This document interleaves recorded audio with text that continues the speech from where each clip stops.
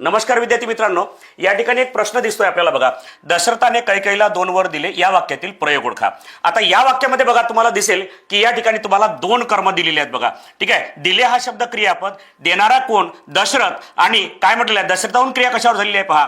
दशरथाहून क्रिया कैकेयीवर सुद्धा झालेली आहे आणि दशरथाहून क्रिया कशावर झालेली आहे, वर या शब्दावर सुद्धा झालेली आहे. आता दशरथ या ठिकाणी काय आहे, कर्ता आहे. दिले हा शब्द काय आहे या ठिकाणी बघा, क्रियापद आहे बघा. येता लक्षात, कारण देणारे कोण दशरथ, येता लक्षात.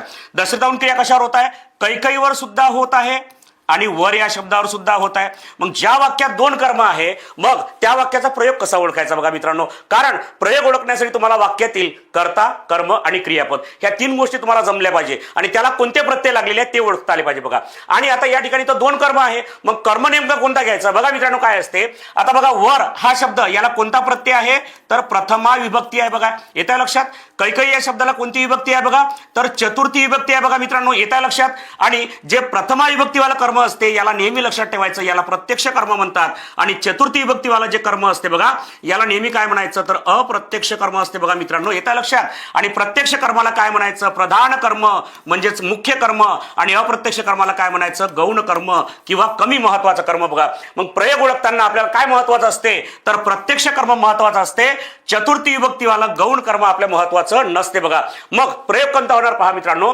कर्त्याला प्रत्यय आहे, बरोबर आहे. कर्म प्रथमांत आहे आणि क्रियापद भूतकाळी आहे. म्हणजे तीनही जे या ठिकाणी सिम्पटम्स दिसते आहे ते सर्व आहे कर्मणी प्रयोगाचे बघा मित्रांनो. येत्या लक्षात. मग आता हा प्रयोग ओळखण्यासाठी आपण या ठिकाणी बघा एक फॅक्ट बघितला की ज्यावेळेस वाक्यामध्ये 2 कर्म असतात त्यावेळेस नेमकं प्रयोग सोडवताना कोणतं कर्म घ्यायचं. तर अशा प्रकारचे खूप सारे फॅक्ट्स आपल्याला मराठीमध्ये दिसतात मित्रांनो. आणि हे सर्व लक्षात घेऊन तुम्हाला या ठिकाणी अतिशय छान अशी एक मराठी व्याकरणाची रेकॉर्डेड बॅच या ठिकाणी तुम्हाला मिळालेली आहे मित्रांनो. बघा या ठिकाणी दिसते तुम्हाला की तलाठी व इतर सरळ सेवा 2026 मध्ये तुम्हाला खूप साऱ्या जवळपास 70,000 सरळ सेवा या ठिकाणी 70,000 वॅकन्सीज या ठिकाणी महाराष्ट्र सरकारने काढलेल्या आहे मित्रांनो.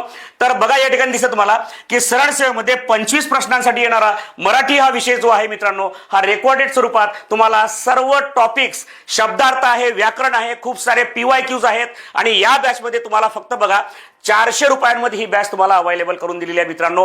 ही बॅच तुम्हाला जॉईन करायची असेल, ठीक आहे, तर बघा या ठिकाणी तुम्हाला दिसेल मित्रांनो की विदर्भ सरळ सेवा हे ऍप्लिकेशन प्ले स्टोअरला अवेलेबल आहे. त्या ठिकाणी तुम्हाला डाउनलोड करायचं आहे आणि लवकरात लवकर बॅच परचेस करायचा आहे मित्रांनो. ठीक आहे, लवकरात लवकर बॅच जॉईन करायची आहे बघा. थँक्यू.